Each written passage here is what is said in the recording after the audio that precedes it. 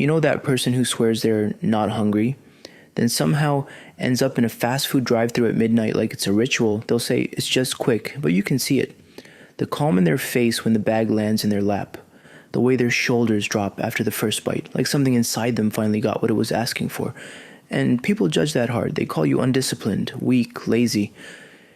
You don't care about your health. They talk like loving fast food is a moral failure instead of a human pattern. But here's what most people don't understand. People who love fast food don't just love the taste. They love what fast food does to their nervous system. They love what it represents. Certainty, comfort, control, reward, and instant relief in a world that feels unpredictable and heavy. Here's the truth slap. Sometimes you're not craving food. You're craving safety. Because fast food isn't just food. It's a psychological shortcut. It's warmth without effort. It's pleasure without negotiation. It's a guarantee. And if you've lived a life where nothing feels guaranteed, love, stability, money, respect, peace, then something guaranteed starts to feel like therapy. Psychologists call this kind of thing reinforcement. Your brain learns, do this action, get this reward. But the reward isn't only salt and sugar. The reward is the moment your mind stops spinning. The moment you feel taken care of, even if it's by a paper bag and a plastic cup. Research suggests that highly palatable foods engineered to hit the perfect combination of fat, salt, and sugar, can strongly shape cravings because they activate reward pathways in the brain. Not in a dramatic, you're addicted way every time, but in a very human way. Your brain remembers what made you feel better quickly. And fast food is the master of quick. Quick to get, quick to eat, quick to feel something. That's why it's not just a meal, it's a mood shift. Let me describe a scene you've probably lived. It's been one of those days where everything felt like friction. Your phone won't stop. Someone disappointed you. You did everything right and still felt behind. You get in the car and the world is dark and your chest feels tight in that quiet way you don't talk about. Then you pull into the drive-thru line. The menu glows like a small, familiar promise. You already know what you're getting. You don't need to think. You don't need to decide. You don't need to explain yourself. You hear the speaker crackle. You order. You pay. You take the bag. And when you open it, the smell hits you first. Hot fries, toasted bun, fried crunch, sweet soda. Your brain goes quiet for a second. That right there is the real reason people love fast food. Because it gives your brain a break. Now, here's the nuance, because I'm not going to romanticize this. Sometimes loving fast food is just preference. You like it, it tastes good, that's it. But sometimes it's a coping mechanism wearing a happy mask, and the difference matters. Because when fast food becomes your main way to soothe yourself, it stops being a treat, it becomes a tool. And tools come with a cost. So let's make sense of it with a simple framework. 4 types of people who love fast food. You might be one or a mix. The first is the comfort seeker. This person loves fast food because it feels like childhood. Familiar flavors, predictable textures, that specific taste that makes you feel safe, like a blanket you can chew. When life feels cold, comfort seekers choose warmth they can control.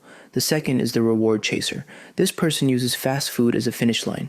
They push through stress, work, responsibilities, and they tell themselves, after this, I deserve something. And fast food becomes the fastest you made it signal in the world. It's not about hunger, it's about recognition. The third is the overloaded survivor. This person is tired, mentally, emotionally, sometimes physically. Their decision-making battery is dead. Fast food isn't indulgence, it's simplicity. It removes planning, cooking, cleaning, and thinking. When your life is chaos, fast food feels like peace. And the fourth is the rebel. This person loves fast food because it feels like freedom. In a world full of rules, diet rules, fitness rules, image rules, be perfect rules, fast food feels like a small act of defiance. Like saying, I get to enjoy something without earning it. And here's the paradox. The thing that comforts you can also quietly control you. Because once your brain learns that fast food equals relief, it starts reaching for it anytime you feel pressure. Stress, eat, lonely, eat, bored, eat, angry, eat. And the scary part is, it works. For a moment, which is why it becomes a pattern. But the cost shows up later, and it's not only physical. The first cost is that your brain starts outsourcing comfort. Instead of learning to calm yourself through sleep, movement, conversation, sunlight, or genuine rest, you train your system to need a hit of flavor to feel okay. The second cost is emotional, because after the comfort wears off, guilt often shows up like a shadow. You promise yourself, this is the last time. You start bargaining. You start hiding it from people. You start feeling like your cravings are proof you're failing. And that's how food becomes shame, even when it started as comfort. The third cost is subtle but brutal. You stop hearing your real needs, because sometimes what you want isn't a burger. It's reassurance. It's rest. It's a break. It's someone to say, you're doing enough. But fast food is louder than those needs, so it drowns them out. Now here's the self-test. Be honest, when you crave fast food, do you crave the taste? Or do you crave the feeling you get right after you eat it? If it's taste, fine. Enjoy it without guilt. If it's the feeling, if it's relief, then you're not dealing with a food problem. You're dealing with an emotional regulation problem. And that's actually good news because it means you can change it without hating yourself. So how do you upgrade this? How do you keep the joy without letting it become the only coping tool you have? 3 steps. First, delay without denial. If you try to quit fast food with pure willpower, you'll lose. Not because you're weak, because your brain hates deprivation. Instead, do this. When the craving hits, wait 10 minutes. Not forever. 10. In those 10 minutes, drink water, walk outside, breathe slower, or do one small task. You're not punishing yourself. You're teaching your brain that the craving is a wave, not an emergency. Most cravings peak and soften. If they don't, you can still eat it, but now you're choosing, not reacting. Second, upgrade the ritual, not the food. A lot of what you love is not the burger, it's the ritual, the drive, the music, the privacy, the reward moment. So keep the ritual, but make it healthier sometimes. Go get a coffee or a grilled option, or keep the order but add one stabilizer, protein first, water, slower eating. You're not trying to become a different person. You're trying to become a steadier version of you. Third, build a second comfort source. Right now, fast food might be your only quick comfort.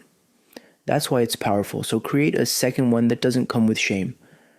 A shower, a night walk, a comfort playlist, 10 minutes of stretching, a phone call with someone safe, a simple home meal you actually like. Because the goal isn't never eat fast food. The goal is fast food isn't your only way to feel okay. And if you're the overloaded survivor type, do one practical thing this week. Remove one friction point from your life. Prep one meal. Buy easy, healthy snacks. Set a default dinner. Not because you're trying to be perfect, because decision fatigue is real and simplicity is powerful.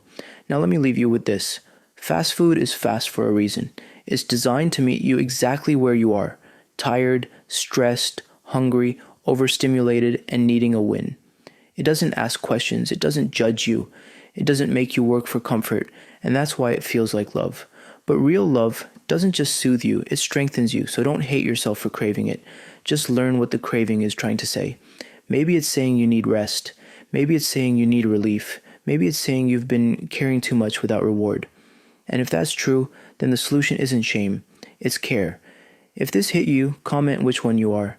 Comfort seeker, reward chaser, overloaded survivor, or rebel. And if you want more psychology that helps you master your habits without hating yourself, like the video, subscribe, and I'll see you in the next one. Because the things you reach for when no one's watching tell the truth about what you're missing.